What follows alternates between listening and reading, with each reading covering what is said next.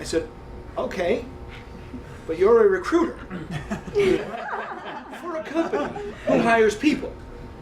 Don't you want to get found? Counterintuitive. Right? Is it right? And so it's the information about you maybe you don't want to be found. Yeah.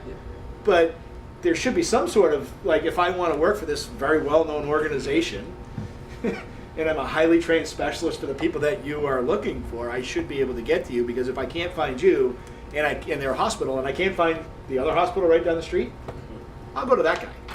And so there's varying degrees. Yeah. I To mean, play, you have to pay. Yeah. I think that the game.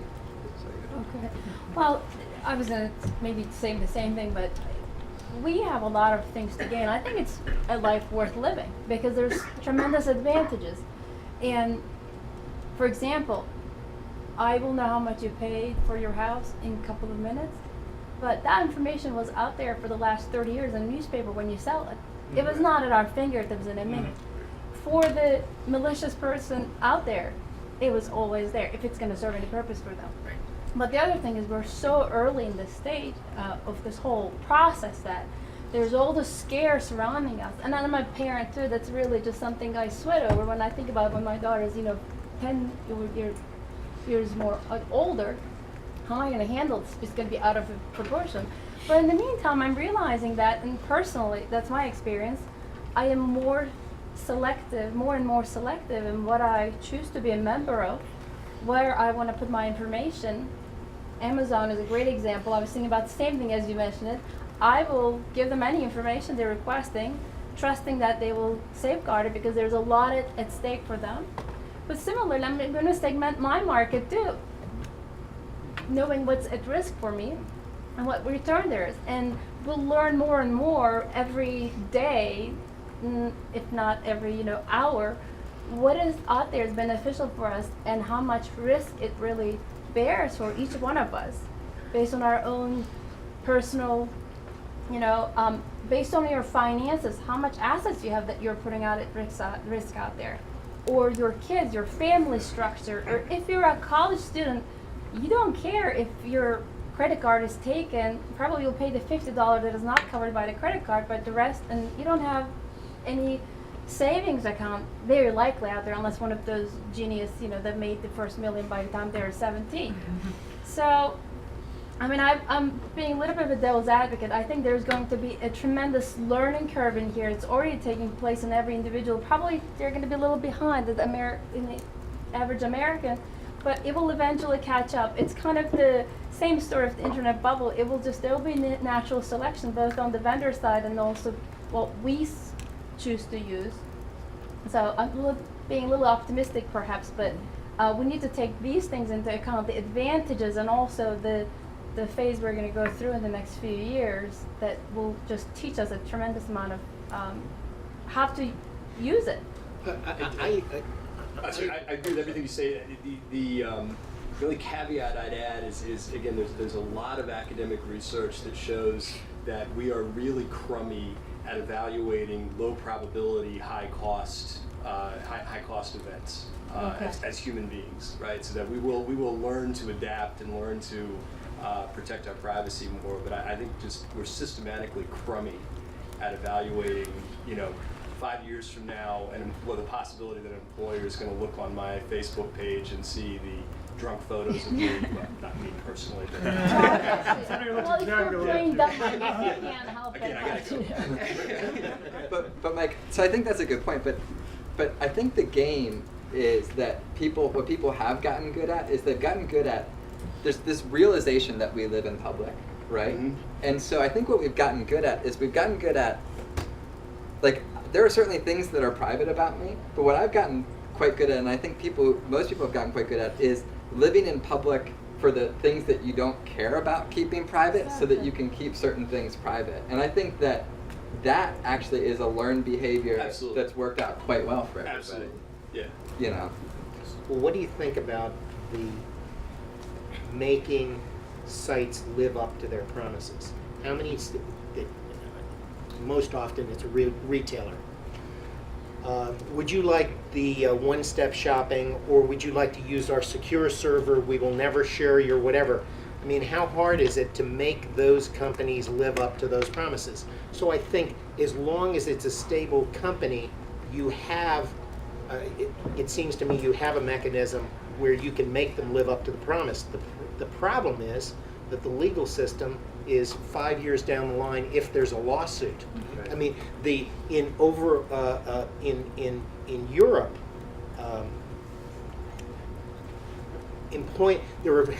there are many fewer employment lawyers of my ilk, and they tend to be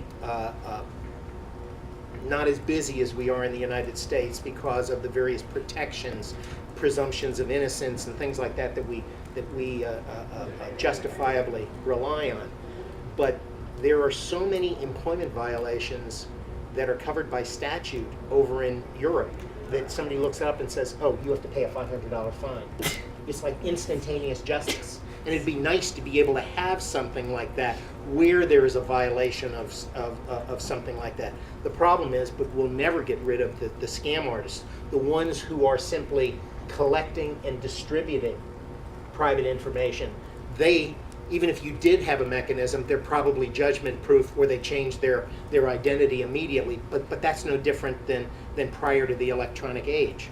But like Amazon is extremely concerned about it, right? Because the damage to the Amazon brand would be tremendous. Right. And it's not just Amazon though. There's a local company here in Pittsburgh called ModCloth that I just saw a press release. I didn't realize this was public information, but they have a run rate of $40 million a year of revenue, and they have 200,000 customers according to their press releases.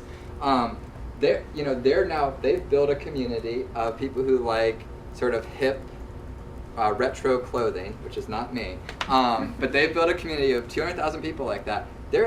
I'm sure they're just as concerned down at ModCloth about violating privacy as they are at Amazon, right? They should be, like LinkedIn. And LinkedIn. So I think that I'm less concerned about like the $500 fine because I think it penalizes. It's the risk for a Amazon and a ModCloth to use sort of ends of the spectrum is dramatic enough that they have plenty of sort of self-regulation going on. Yeah, because they're in the you bet the company sort of. Yeah, sure. Correct. I mean, there's been a lot of venture money and a lot of stockholders who are, in either case, really concerned about this. And like the scam artists, as you say, I think the likelihood that the law is going to beat the scam artists, I'm very skeptical. No, it'll never happen. The community will beat them though over time. Well, and it comes back to education. Excuse me. But it's the people that get my wife sold something on Craigslist, and she put out this dining room table. Can't tell you the number of people. My agent will be there with the bank check. We wanted $500 for this thing. We just wanted it out of my garage, right? My agent will be there with a check for $4,250, and you think blah blah. I'm like, yeah. Why would anybody fall for that? Right? Because what happens? I go to the bank, I put it in, they hold it for 10 days. I give the money, the guy the $3,700 difference. Well, guess what? I'm out.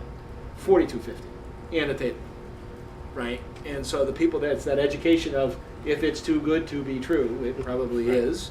But there's also the scam artists of into the responsibility of an organization. How many people? Just think about yourself. Your password, your username and password's automatically on a site. Right. Well, whose responsibility is to safeguard that? What happens if somebody does go in and get it? What's the responsibility of the company? And say it's a credit card that they steal. And so, again, different people have different levels of threshold of pain. But whose responsibility is it if your credit's damaged? Right? If they're able to secure information from that credit card and go get more. Right? And then, you've got to spend the 40 hours or whatever it takes to get your credit repaired. What's the company's responsibility for that? And so, that's why I always say, do you want me to remember you? No. No, I don't care if it's Amazon or not. Do not remember me. Because I'm not sure I believe that or not. Yeah, That's my point. Right. I don't know that, I know there's cookies and I'm savvy enough on the web and technology to understand that they're putting something out there to remember me. I just don't want to remember that piece of information. And it's the same thing with Facebook. You want to keep your political views to yourself, right? And so, but do you lose that if you go and have a conversation on somebody else's wall? Right? So one of your connections or one of your friends put something out there and you put a response to that. Do you own that? Do they own that? Does Facebook or wherever you're at own that? Right? And so what's the implication and the understanding behind it? And it goes back to your point of understanding where those thresholds lie. I was just going to piggyback